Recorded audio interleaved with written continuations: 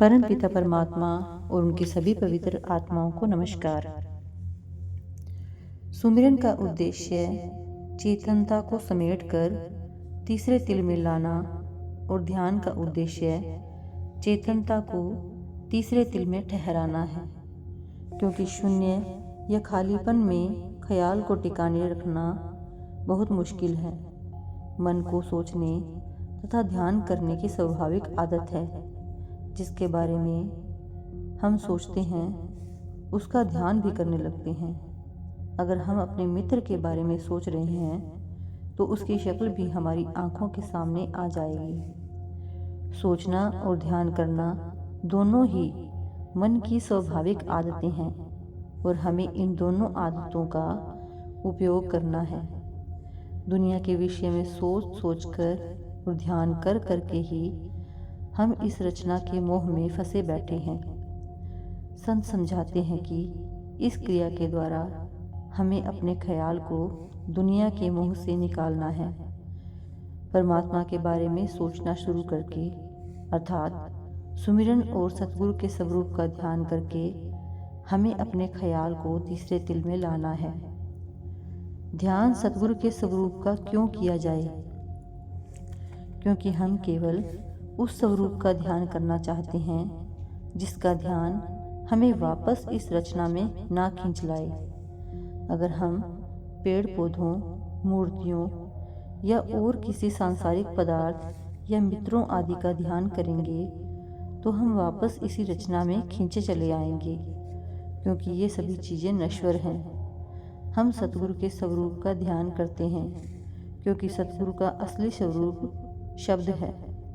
वह देहधारी शब्द है, इसलिए उसके स्वरूप का ध्यान करने से हम भी अंतर में शब्द से जुड़ जाते हैं, उस अनहद नाद से जुड़ जाते हैं जिसका प्रकट रूप सतगुरु है। गुरु अर्जुन देव जी कहते हैं, संत जन अकाल पुरुष अथवा परमपिता परमात्मा के रूप हैं।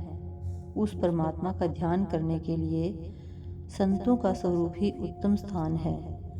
संत सतगुरु का स्वरूप सूरत को आंखों के पीछे ठहराने का उत्तम आधार है। आप एक अन्य स्थान पर कहते हैं कि सतगुरु के दिए हुए नाम का सुमिरन और सतगुरु के स्वरूप का ध्यान करो। सतगुरु के देह स्वरूप का दर्शन ध्यान करने में बहुत सहायक होता है। प्राचीन महात्मा, संत और सतगुरु के दर्शन को बहुत महत्व देते थे, क्योंकि संत प्रेम और ज्ञान के स्रोत होते हैं। चाहे उनके मुख से कोई आदेश ना भी मिले तो भी सत्संगी के अंदर सतगुरु के दर्शन मात्र से ही आंतरिक खिंचाव का अनुभव होता है। दर्शन का प्रभाव सत्संगी की ग्रहणशीलता या रूहानी देन को अपनाने की योग्यता पर निर्भर है। सत्संगी पर दर्शन का असर उसके अपने संस्कारों और पिछले संबंधों के अनुसार होता है। अक्सर सत्संगी अपने सतगुरु के दर्शन से ही संतुष्ट हो जाता है।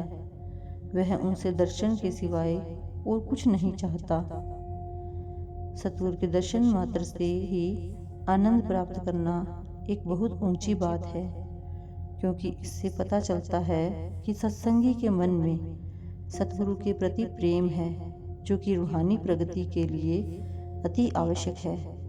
अपने प्यारे सतगुरु के दर्शन करने के बाद सत्संगी सतगुरु के अधिक से अधिक दर्शन पाते रहने के सिवाय और कुछ नहीं चाहता। दर्शन की यह लालसा उसे अंतर में सतगुरु के और समीप खींच लाती है। इस प्रकार ध्यान के द्वारा हमारा ख्याल ऊपर की ओर मुड़ता है और हम अपनी चेतनता को तीसरे तिल पर ठहराने में सफल होते हैं। इसीलिए रूहानी अभ्यास में ध्यान इतना जरूरी है। हमें सुमिरन के साथ साथ ध्यान भी करना चाहिए।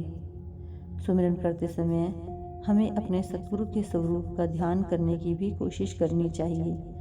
अगर हम सुमिरन द्वारा सिर्फ मन की सोचने की आदत को ही व्यस्त रखते हैं तो मन दुनिया के लोगों, स्थानों और पदार्थों का ध्यान करता रहेगा।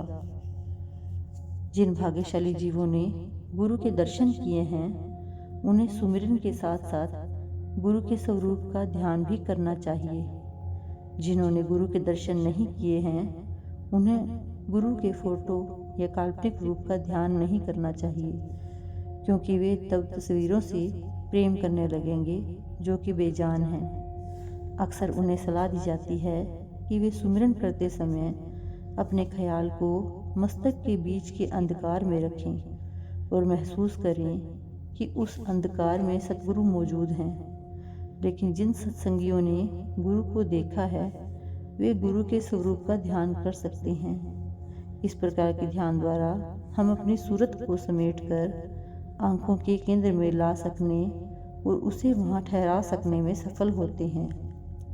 तीसरे तिल में आ जाने पर हम शब्द और प्रकाश के संपर्क में आ जाएंगे, जो हमें ऊपर रूहानी मंजिलों की ओर खींचेगा। यही ध्यान करने का ध्येय या मकसद है। Thank you.